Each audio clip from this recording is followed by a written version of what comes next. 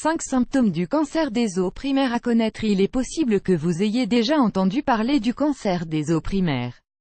En règle générale, lorsque l'on parle de cancer, la maladie en arrive souvent à toucher les os au bout d'un certain temps. C'est ce que l'on appelle le cancer des os secondaire ou métastatique. Lorsqu'une tumeur se développe, il est fréquent qu'elle touche à un moment donné une partie de la structure osseuse. Cependant, selon des statistiques médicales, sur les dernières années, le diagnostic du cancer des os primaires a considérablement augmenté. Il s'agit alors d'une tumeur qui se localise directement dans ou sur l'os. Il faut savoir que le taux de guérison peut s'avérer plutôt élevé, si la maladie se diagnostique dans ses premières phases de développement. Il est donc important de prêter attention aux préventions et aux informations diffusées. Bien qu'il soit considéré comme grave, un aspect positif du cancer des os primaires est sa détection facile, au travers d'une douleur très caractéristique. Qu'est-ce que le cancer des os primaires? Le cancer des os primaires n'est pas un cancer courant, et il n'est pas non plus aussi connu que d'autres types de cancers tels que le cancer du sein ou du côlon. Cependant, son incidence existe, bien qu'elle soit moindre, et il est fréquent que ces symptômes soient confondus avec ceux d'autres maladies. Il est donc important de bien s'informer. Ce cancer affecte notre squelette et les zones les plus touchées sont souvent les parties osseuses proches du genou, le fémur ou le tibia. Il n'existe aucune relation avec le cancer secondaire, c'est-à-dire qu'il n'est pas une conséquence de métastases occasionnées par une autre tumeur primaire. Il faut également savoir qu'il existe 3 types de cancer des os primaires. L'ostéosarcome, c'est la forme la plus commune, qui touche malheureusement les adolescents en plein processus de développement. Le cancer apparaît en effet dans ces nouveaux tissus qui se développent. Le chondrosarcome, il se développe chez les personnes adultes entre 40 et 60 ans, et apparaît toujours en premier lieu dans le cartilage. Le sarcome d'Ewing, ce type du cancer des os primaires est caractéristique chez les enfants en bas âge. Leurs tissus nerveux sont encore immatures et le cancer naît de l'apparition de petits sarcomes tout au long de la moelle osseuse.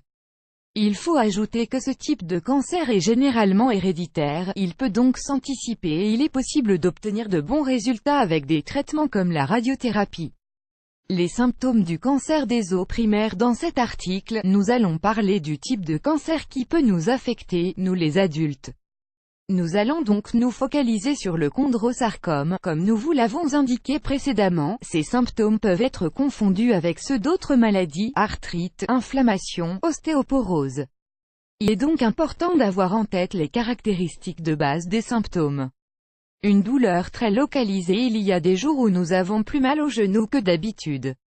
Nous le mettons sur le compte de la fatigue, mais cela pourrait être une usure qui jour après jour nous gêne et que nous tentons d'éliminer à coups d'anti-inflammatoires. Le type de douleur associée au cancer des os primaires est une douleur pointue, aiguisée. Comme nous vous l'avons fait remarquer plus haut, il faut faire attention à ces zones articulatoires du genou, le tibia et le fémur, puisque dans 70% des cas, le chondrosarcome se développe dans ces zones. Une hypersensibilité à la douleur aiguë dans cette partie du corps s'ajoute une caractéristique bien particulière, l'incapacité de supporter le contact avec les vêtements ou le toucher de cette zone. La douleur est très intense, comme une plaque brûlante, et il est difficile de la soulager, même avec des médicaments.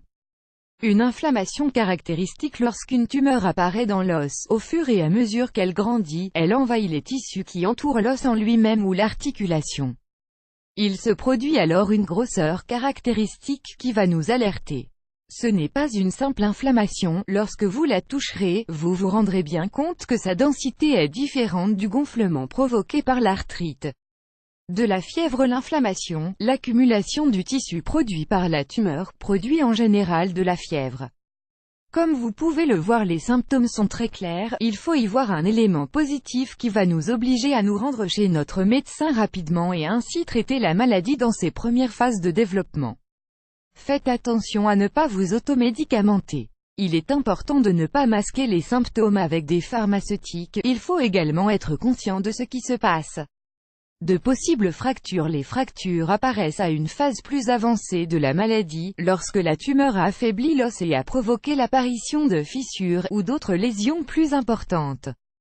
Avant d'en arriver là, notre corps aura déjà montré plusieurs symptômes, tels qu'une douleur aiguë et localisée, de la fatigue, des inflammations et de la fièvre. Il est très important que vous soyez attentif à tous ces indicateurs. Comme le cancer des os primaires n'est pas fréquent, il est d'autant plus risqué qu'il soit confondu avec d'autres problèmes de santé et que nous n'allions pas consulter de médecin aux premiers symptômes. Consultez donc votre médecin pour vos douleurs de genoux et cherchez toujours un avis médical qui puisse écarter tout diagnostic de problème majeur. Souvenez-vous que si elle est traitée dans ses premières phases de développement, cette maladie obtient toujours de bons résultats de guérison. Prenez soin de vous.